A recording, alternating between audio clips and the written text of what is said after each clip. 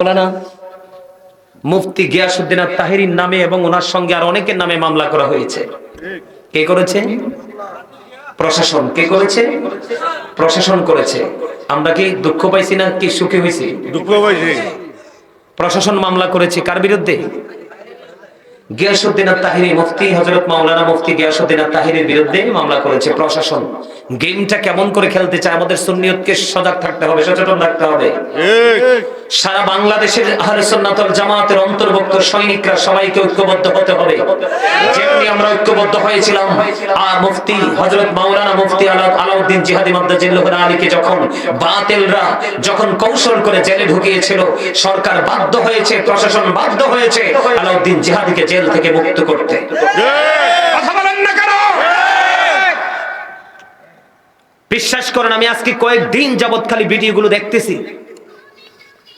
গিয়াসউদ্দিন আত-তাহিরি সাহেব যেই প্রোগ্রামটাকে কেন্দ্র করে প্রশাসন মামলা করেছে, খেয়াল করেন, উনি একটা বক্তব্য কি করে নাই, উশৃঙ্খল ভাবে দেয় নাই। তিনি বরংস আমি নিজে কানে শুনেছি তিনি প্রশাসনকে কি করেছেন, সহযোগিতা কেমন ভাবে করেছেন। আমরা মিডিয়াতে আসছি, এখন তো মিডিয়ার যুগ। উনি যদি কোনো ধরনের অকারেন্স করে থাকে, উস্কানিমূলক বক্তব্য দিয়ে থাকে, তাহলে এটা মিডিয়াতে তো আসতে পারে, কিন্তু ওনার বক্তব্যটা মিডিয়াতে আসছে না কেন? আরে ভাই আপনারা বলেন, আপনারা কি, উনি যদি উস্কানি দিয়ে থাকে তাহলে ওনার বক্তব্য সবগুলো মিডিয়াতে আসলো, এই বক্তব্যটা মিডিয়াতে আসলো না। তাহলে এখানে কি বোঝা যায়? ষড়যন্ত্রের গন্ধ আছে না নাই? আছে না নাই? আমরা ষড়যন্ত্রকে রুখে দিব কি দিব না? আমরা কার জন্য দিব? গিয়াসউদ্দিন আত-তাহিরির জন্য না, কারণ তার কলিজা ভরা নবীর প্রেম।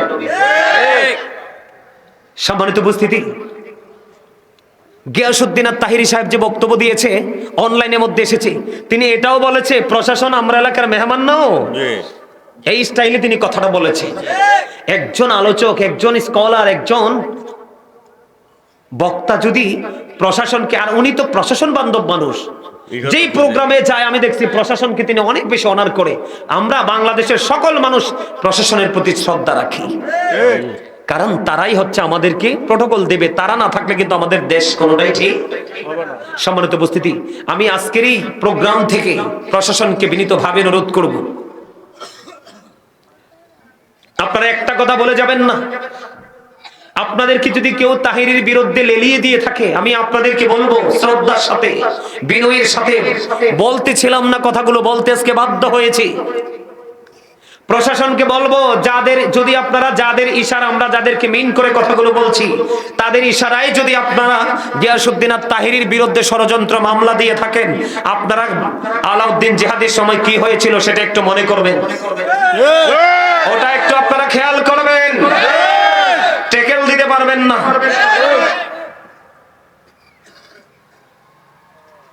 আমি সারা বাংলাদেশের আহলে সুন্নাত ওয়াল জামাতের অন্তর্ভুক্ত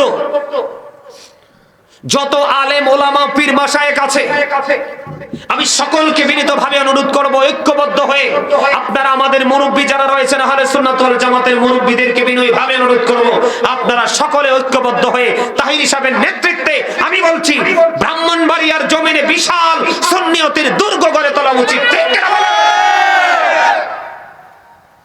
আমি গাজী সুলাইমান আল কাদরি বলছি, আমি আমার জায়গা থেকে সর্বোচ্চটা দিয়ে সুন্নিয়তের দুর্গ গড়ে তোলার জন্য আমি নিজে এবং আমার যারা আছে সবাইকে নিয়ে আমি প্রস্তুত।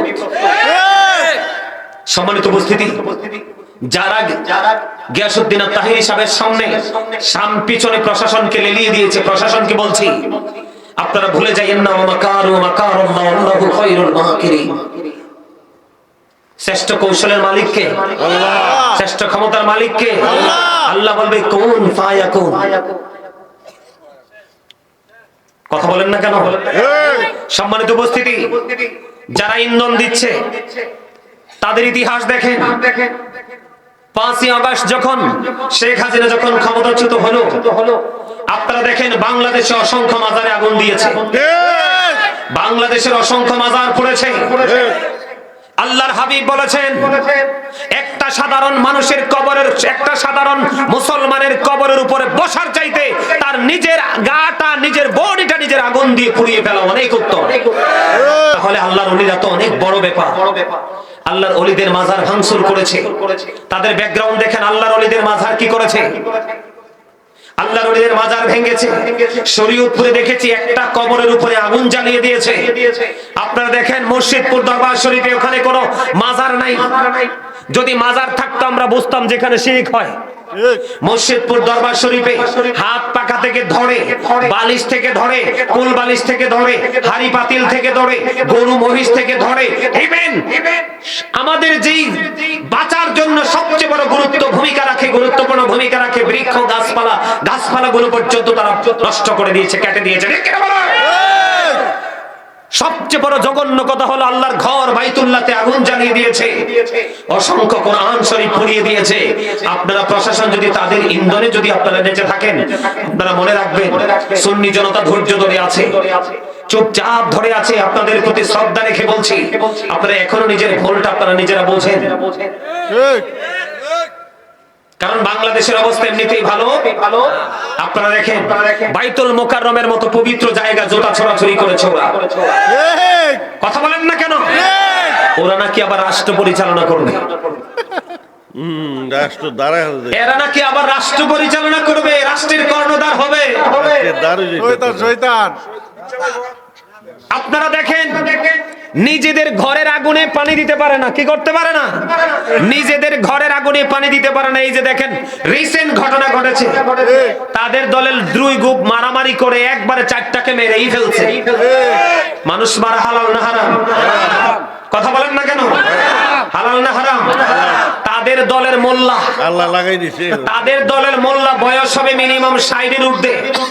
আমি নামটা বলতে চাই না, এই নোংরা মানুষগুলো এক মেয়েকে 12 বছরের এক কিশোরীকে প্রলোভন দেখায় মাদ্রাসায় ভর্তি করছে। ভর্তি করার পরে মেয়েটার সাথে ধর্ষণ করেছে, জিনা করার পরে মেয়েকে টাকা দিয়েছে এলাকা ছাড়ার জন্য।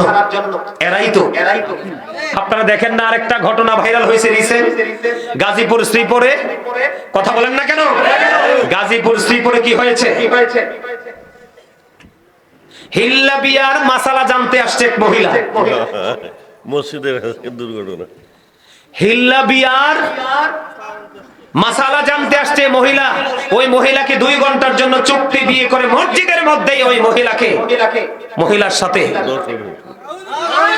জোরে জোরে কন্যা নাউজুবিল্লাহ।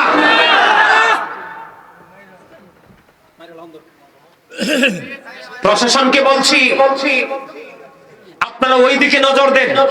তোমার যায় কি যায় না খেয়াল করবেন বিষয়টা। আবু বকর সিদ্দিক রাদিয়াল্লাহু তাআলা আনহু প্রশ্ন করলেন, ইয়া রাসূলুল্লাহ, আমার পোশাকটা কিন্তু আমি টাকনুর উপরে রেখে পড়ি, কিন্তু মাঝে মাঝে এটা ঝুলে যায় নবী গো। যখন আমি দেখি এটা ঝুলে গেছে তখন আমি উঠিয়ে ফেলি। ইয়া রাসূলুল্লাহ, আমার জন্য কি সাজাবাহাত বরাদ্দ আছে? নবীজি বলেছে, না না, যার মনে হওয়ার পরে এটাকে উপরে তুলে নিবে এটার নামই হলো তাকওয়া। আর যার সিনায় তাকওয়া আছে তার নিয়ামত দুনিয়াতেও আছে আখিরাতেও আছে। এবার আসেন বন্ধুরা আমার, এটা নিয়ে আর বাড়াবো না, অনেক লম্বা করবো না। এবার আসেন এর মধ্যে আরেকটা বলি, পোশাক নিয়ে যেহেতু বলছি। নবীজির সামনে দিয়ে বন্ধু এক ব্যক্তি হেঁটে যাচ্ছেন, যাওয়ার সময় নবীজিকে দুইটা সালাম দিছে। নবীজিকে প্রথম সালাম দিলেন, নবীজি সালামের জবাব দিলেন না। নবীজিকে আরেকবার সালাম দিলেন, নবীজি সালামের জবাব দিলেন না। কেন রে নবীজি সালাম দেয় না? ও বন্ধু, হাদিস শরীফের মধ্যে এসেছে ওই ছেলেটা, ওই লোকটার পরনে ছিল 2টা লাল জামা। আমার নবীজি জানিয়ে দিয়েছে, তোমরা মুমিন হিসাবে, তোমাদের জন্য মুসলমান হিসাবে একবারে টকটকে লাল জামা পড়তে পারবা না। এটা মুসলমানের জন্য, পুরুষের জন্য মাকরুহি তাহরিমি, তার মানে হারামের অন্তর্ভুক্ত। একবারে লাল টকটকে গেঞ্জি, শার্ট এবং পাঞ্জাবি পরে যাবেন না, এটা মুসলমান পুরুষের জন্য, এটা নাজায়েজ। একটা গেল নামাজ, এই কারণে বন্ধু আমাদের হয় না। আর একটা সমস্যা হলো জিন্স প্যান্ট যারা পরে প্রস্রাবে দৌড়লে দেখবেন অনেক সময় তারা বসে প্রস্রাব করতে পারে না, কারণ এটা টাইট ফিটিং, বসতে তাদের কষ্ট হয়। এমন একটা অসভ্য পোশাক, ও বন্ধু, সে প্রস্রাব করতে পারে না, দাঁড়ায়া দাঁড়ায়া প্রস্রাব করে দেয়। কথা বলেন না কেন? কোন মুসলমান কি দাঁড়িয়ে প্রস্রাব করতে পারে? আরেকটা সমস্যা হলো বন্ধু, যখন তারা নামাজ পড়তে যায় রে, নামাজ পড়ার পরে তারা এক্সারসাইজ করতে পারে না, ব্যায়াম করতে পারে না। প্রস্রাবটা করার পর বন্ধু পানি খরচ করে মসজিদে চলে যায়। তারা জানে না অপবিত্র থাকলে নামাজ হবে না, আর পবিত্র হয়ে যদি আখিরি বৈঠকে বসতে পারো তারপরে জামাতের সওয়াব পেয়ে যাবে। খেয়াল করতে হবে কথা। তুমি অপবিত্র, তোমার পোশাক অপবিত্র হয়ে গেছে, তুমি যদি ফার্স্ট টাইমে যদি প্রথম রাকাতে অ্যাটেন্ড করো তারপরেও তুমি নিয়ামত পাবে না। আর যদি তুমি বন্ধু কি করতে পারো, পবিত্র হয়ে পরিপূর্ণ হয়ে শেষ বৈঠকে অবশ্য তোমার জন্য জামাতের সওয়াব বরাদ্দ। এবার আমি তোমাদেরকে বলি, যারা হুটহাট করে প্রস্রাব করে তোমরা নামাজ পড়তে যাও, এটার কারণেও তোমাদের নামাজ কবুল হচ্ছে না। যতক্ষণ না পর্যন্ত নামাজ আল্লাহর দরবারে না পৌঁছাবে ততক্ষণ পর্যন্ত তোমরা আল্লাহর কাছে প্রিয় হতে পারবে না। আমার দিকে তাকাও। সাদ বিন মুআজ রাদিয়াল্লাহু তাআলা আনহু, ও বন্ধু, ওনার ইন্তেকালের পরে ওনার কবরের পাশে দাঁড়িয়ে দাঁড়িয়ে নবীজি তার জন্য দোয়া করতেছেন, তাসবিহ তাহলিল পাঠ করতেছেন। সঙ্গীরা বললেন, ইয়া রাসূলুল্লাহ, ওনার কবরের পাশে দাঁড়িয়ে দাঁড়িয়ে তাসবিহ পাঠ করার মানে কি? আমার নবীজি বলেছে, দাদা ভাই হৃদয় খুলে শুনেন, আমার নবীজি বলে দিয়েছেন সাদ বিন মুআজ যেমন একজন বুজুর্গ লোক ছিল রে, যার ইন্তেকালের পরে তার জানাজায় ৭০,০০০ ফেরেশতা অংশগ্রহণ করেছে। আর জোরে বলেন না সুবহানাল্লাহ। কত হাজার ফেরেশতা? যার জানাজায় ৭০,০০০ ফেরেশতা আসে, তার কোনো কবর আযাবের সম্ভাবনা আসেনি।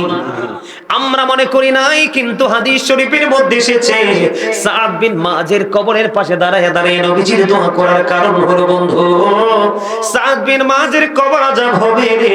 কেন আযাব হবে?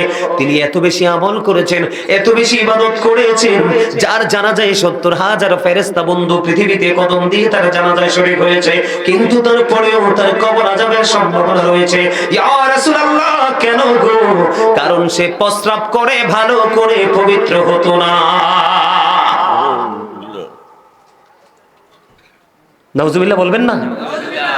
তারপরে নবীজি দোয়া করে দিলেন, আল্লাহ তাকে ক্ষমা করে দিলেন। এবার আসেন, ছোট্ট করে বলছি বন্ধু, হাদিস শরীফের মধ্যে এসেছে একজন ব্যক্তি 10 টাকা দিয়ে একটা জামা বানাইলো। কয় টাকা? এর মধ্যে 9 টাকা বন্ধু হালাল, 1 টাকা হারাম। সুদের হোক, ঘুষের হোক, চুরির হোক, ডাকাতির হোক, যেটারই হোক। আল্লাহর নবী বলেছেন, 1 টাকা যদি 9 টাকা হালাল টাকার সাথে 1টি টাকা যদি বন্ধু হারাম টাকা হয়, এই টাকা দিয়া জামা বানাইয়া কিয়ামত পর্যন্ত তুমি নামাজ পড়তে পারবে। এই নামাজ আল্লাহ পর্যন্ত পৌঁছাবে না। এইভাবে নামাজটা আমরা পড়তে পারি না বিধায় বন্ধু আমাদের বান্দার হক বন্ধু আমরা নষ্ট করি। বান্দার হক কিভাবে আদায় করতে হয় আমরা জানি না। সর্বপ্রথম আমি যদি বলি, আমাদের দেশে বন্ধু অনেক স্বামী আছে বিবির মোহরানা দেয় না। কথা কয় না?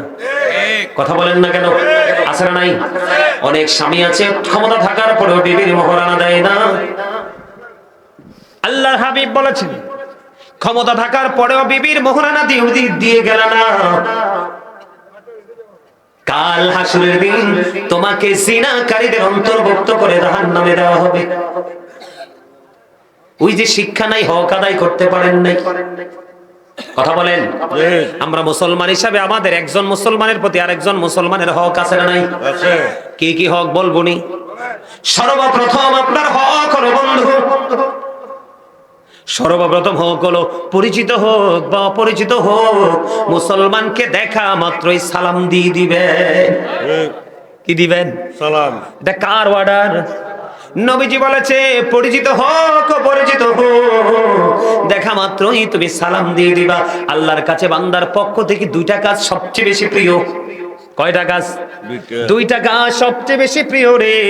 এর মধ্যে প্রথম কাজটা হলো পরিচিত হোক অপরিচিত হোক, তাকে দেখা মাত্র সালাম দিয়ে দিব। সুবহানাল্লাহ বলেন না? আরো জোরে। এরপরে কি করতে হবে জানেননি? এরপরে হলো বন্ধু, কেউ যদি আপনাকে বিপদে পড়ে ডাক দেয়, তার ডাকে সাড়া দিবেন। কি দিবেন? কেউ যদি আপনার কাছে কোনো পরামর্শ চায়, তার পরামর্শ দিয়ে দিবেন। কোন মানুষ যদি অসুস্থ হয়, আপনি তাকে সেবা করার জন্য, দেখার জন্য যাবেন। কোন মানুষ যদি ইন্তেকাল করে, আপনি তার জানাজায় বন্ধু অংশগ্রহণ করবেন। কেউ যদি হাঁচি দিয়ে বন্ধু আলহামদুলিল্লাহ বলে, আপনি যদি শোনেন সঙ্গে সঙ্গে ইয়ারহামুকাল্লাহ বলে দিবেন। আল্লাহর কাছে সবচেয়ে বেশি পছন্দের দুইটা কাজ, একটা হলো পরিচিত হোক অপরিচিত হোক তাকে সালাম দিয়ে দিবেন, আর বন্ধু মানুষকে পেট ভরিয়ে খাইয়ে দিবেন। জোরে জোরে কন্যা সুবহানাল্লাহ। আমার দিকে তাকান বন্ধু, হযরতে সাওবান রাদিয়াল্লাহু তাআলা আনহু আপনার আমার প্রাণের নবী থেকে হাদিসটা বর্ণনা করেছে। যে ব্যক্তি কোন রোগী দেখতে গেল গো, আমার দিকে তাকান, যেই ব্যক্তি কোন রোগী দেখতে গেল, সে তো রোগী দেখতে গেল না, সেই যেন জান্নাতি ফল কুড়াইতে গেল। আপনি যখন কোন অসুস্থ মানুষকে সকালবেলা দেখতে যাবেন, আপনার জন্য 70,000 ফেরেশতা আল্লাহর কাছে দোয়া করতে থাকবে। আমাদের মধ্যে আছেন অনেকে সকালে যায়, অনেকে বিকালে যায়। হাদিস শরীফের মধ্যে আসছে, নবী জানিয়ে দিয়েছেন, কেউ যদি বিকালে যায় রে, ও বন্ধু আল্লাহর হাবিব বলেছেন, বিকাল বেলারও 70,000 ফেরেশতা ওই রোগী দেখতে যিনি যায় তার জন্য বন্ধু দোয়া করতে থাকে। জোরে জোরে সুবহানাল্লাহ। বান্দার হক গুলো আদায় করতে হবে সুন্দর সুন্দর চমৎকার ভাবে বন্ধু। এর মধ্যে আরেকটা হলো ব্যবহার। ব্যক্তি জীবনে ব্যবহারটা অনেক বেশি মিষ্টি রাখবেন। হযরতে আবু হুরায়রা রাদিয়াল্লাহু তাআলা আনহু থেকে হাদিস বর্ণিত, খেয়াল করেন। আপনারা ক্লান্ত হয়ে যাচ্ছেন, আমি বুঝতেছি, শেষ করে দিব। আল্লাহর হাবিব একজনের দিকে, আল্লাহর হাবিবের আমার দিকে তাকান। একজন এসে ইয়া রাসূলুল্লাহ, এক ব্যক্তি তিনি অনেক বেশি নামাজ পড়ে, অনেক বেশি দান সদকা করে গো নবী, কিন্তু ওনার ব্যবহার সুন্দর নয়। আমার নবীজি বললেন সে জাহান্নামী। খেয়াল করেন হাদিস শরীফ। অনেক বেশি দানবীর, অনেক বেশি ফরজগার নামাজি, কিন্তু তার ব্যবহার সুন্দর না। আমার নবীজি জানিয়ে দিলেন সে জাহান্নামী। আরেকজন মহিলার দিকে ইশারা করলেন, ইয়া রাসূলুল্লাহ, ওই মহিলাটা অনেক বেশি দান করতে পারে না, অনেক বেশি আমল করতে পারে না, ইয়া রাসূলুল্লাহ, কিন্তু তার ব্যবহার এত সুন্দর গো, তার ব্যবহার শুনলে কলিজাটা ঠান্ডা হয়ে যায়। আমার নবীজি বললেন ও জান্নাতি। খেয়াল করছেন না বিষয়টা? আমাদের কি সেই চিন্তা আছে? আছে সেই চিন্তা? কথা বলেন আছে? এবার আমরা একটা সমাজে বসবাস করি না? এবার আসেন বন্ধু, এই যে ব্যবহার চলে গেল, আপনাকে আরেকটা কাজ করতে হবে। সেই কাজটা কি জানেননি? সেই কাজটা হলো আপনার আমার বাড়ি বানাই কিনা? কথা কয় না? বানাই না? আমাদের দেশে অনেক মানুষ আছে না, একজনের বিপদে ফেলানোর জন্য রাস্তায় বেড়া দেয়, বাউন্ডারি ওয়াল দেয়। কয়দিন আগে দেখছি শরীয়তপুরে এক ঘটনা টিভিতে আসছে বন্ধু, মানুষ মারা গেছে, লাশ বের করার মতো রাস্তা দেয় না। জোরে জোরে কন্যা নাউজুবিল্লাহ। আমার নবী বলেছে, এ চানকাবুল্লার মানুষ, আমার ভাই আমার বাবা গো, মা বোনদেরকে ডেকে ডেকে বলছি, হৃদয় করে শোনো, আলোচনা শেষ করে দিচ্ছি বন্ধু। আপনার আমার প্রাণের নবী জানিয়ে দিয়েছেন, তুমি ধরো একজন তোমার পাশের লোক আছে, একজন খুবই গরিব, বাড়ি ঘর বানাইতে পারবে না, কিন্তু তোমাকে আল্লাহ হঠাৎ করে এমন তৌফিক দিয়েছে, তুমি 10 তলা বা 2 তলা বা 3 তলা বা 1 তলা ভবন বানাবা। আমার নবীজি বলেছে, তোমার পাশে যেই গরিব মানুষটা আছে রে, তার সাথে তুমি পরামর্শ করো। কি করো? তার সাথে তুমি পরামর্শ করো, কারণ তুমি বাড়িটা বানাইবা মিনিমাম 100 বছরের জন্য। তোমার সুবিধাটা যেমন 100 বছরের হবে, তোমার পাশের যে গরিব মানুষটা তার অসুবিধাটাও কিন্তু 100 বছরেরই হবে। এই জন্য নবীজি বলেছে, দুজন মিলে আলাপ আলোচনা করো, আলাপ আলোচনার মধ্য দিয়ে বন্ধু তুমি একটা সমাধান করে বাড়ি বানাও, তোমার যেন সুবিধা হয় এবং তোমার ওই অসুস্থ মানুষ, গরিব মানুষটারও যেন সুবিধা হয়। সুবহানাল্লাহ। কত বলবো বন্ধু, আশ্চর্য হয়ে যাবেন। ইসলাম কত সুন্দর, কত নিয়ামতের জিনিস। আমার নবীজি বলেছে, আমি আমার মা বোনদের কি বলবো, আপনাদের ছেলেরা আপনাদের স্বামীরা এই খবর রাখবে না, আমি আমার মা বোনদেরকে ডেকে ডেকে বলবো গো, আপনারা যখন তরকারি রান্না করবেন, নবীজি বলেছে তরকারির মধ্যে ঝোলটা একটু বাড়াই দাও। কি করো? কথা বলে না? ঝোলটা বাড়াই দাও। তরকারির মধ্যে ঝোল বা রসা যেটাই বলেন আপনি বাড়াইয়া দাও, যেন এখান থেকে একটা বাটি তুমি তোমার পাশের ঘরে যেন পৌঁছে দিতে পারো। ইয়া রাসূলুল্লাহ, ইয়া হাবিবাল্লাহ, নবী গো, ও প্রাণের নবী। আমা আয়েশা প্রশ্ন করলেন, আমার দুইজন প্রতিবেশী আছে, আমার দিকে তাকাও, কয়জন? দুইজন প্রতিবেশী আছে গো নবী, আমি কাকে আগে দিব? আমার নবীজি বলেছে, যেই প্রতিবেশীটা তোমার খুব কাছে তাকে আগে দাও। মজার কি না? মজা না? শুধু মজা, তবে যদি প্রেমিক হইতে পারি আমরা, নতুন ঠিক না? অনেক লম্বা সময় হয়ে গেছে। সম্মানিত উপস্থিতি, আমি আপনাদেরকে আজকে একটা হাদিস শরীফ, দুটো হাদিস শরীফ একটু দেখে দেখে পড়ি। যদিও এই হাদিসগুলো আমি একাধিকবার বলেছি, আপনাদের সামনে আজকে দেখে দেখে একটু বলবো যেন আপনাদের অসুবিধা না হয়। বুখারী এবং মুসলিম শরীফের হাদিস, হযরতে আবু হুরায়রা রাদিয়াল্লাহু তাআলা আনহু থেকে হাদিস বর্ণিত। আমাদেরকে দেখান। আমার রাসূল বলেছেন কি, শেষ করে দিচ্ছি আলোচনা, খেয়াল করেন, সর্বশেষ আলোচনা। আর আবি হুরায়রা রাদিয়াল্লাহু তাআলা قال رسول الله صلى الله عليه وسلم من اطاعني فقد اطاع الله ومن عصاني فقد عصى الله ومن اطاع اميري فقد اطاعني ومن عصى اميري فقد عصاني متفق عليه। জোরে জোরে বলুন আল্লাহু আকবার, আর জোরে বলুন আল্লাহু আকবার। আমার তো এই লোকটা আইলে মনে হয় যে আমার কাছে কিছু কইতে আইতেছে। আমরা তো কইতো না। আলহামদুলিল্লাহ বলেন। আমি একটু ব্যাখ্যা বিশ্লেষণ করে বন্ধু আলোচনাটা শেষ করব। আমার দিকে তাকান। হযরতে আবু হুরায়রা রাদিয়াল্লাহু তাআলা আনহু থেকে হাদিস খানা বর্ণিত। আমার দিকে তাকান। আমার রাসূল বলেছেন, মান আতাআনি ফাকাদ আতাআল্লাহ। আমার রাসূল বলেছেন, যে ব্যক্তি আমার অনুগত করে রে, সে যেন আল্লাহর অনুগত করে। খেয়াল করেন, যে ব্যক্তি নবীর অনুগত করে, মানে নবীকে মানে, সে যেন আল্লাহকেই মানে। খেয়াল করেন, তারপরে তিনি আমার রাসূল আরো বলে দিয়েছেন, ওয়ামান আসানি ফাকাদ আসাল্লাহ। জোরে জোরে কন্না নাউযুবিল্লাহ।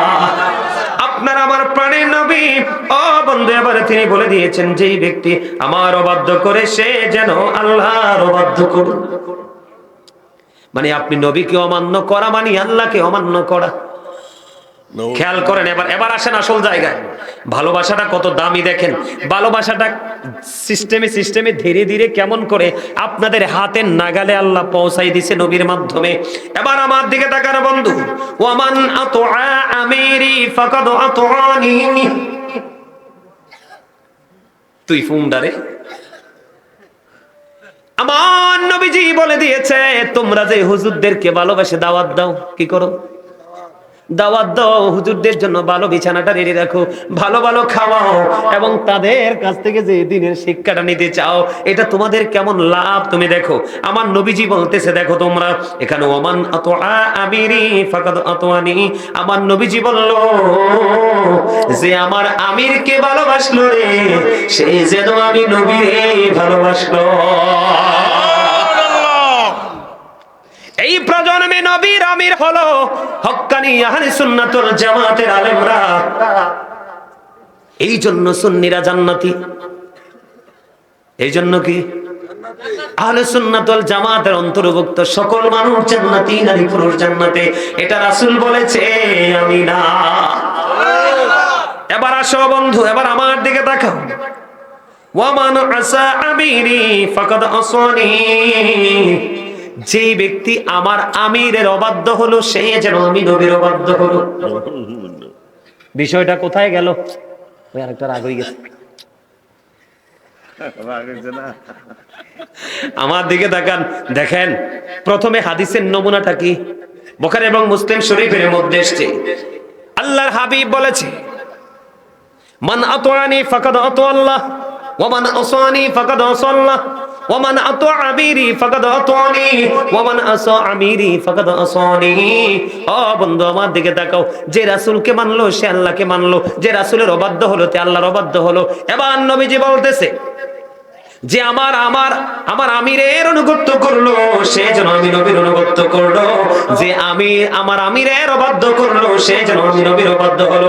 তার মানে হক্কানি আলেমকে ভালোবাসাই নবীকে ভালোবাসা, নবীকে ভালোবাসার মানে হলো আল্লাহ পেয়ে যাওয়া।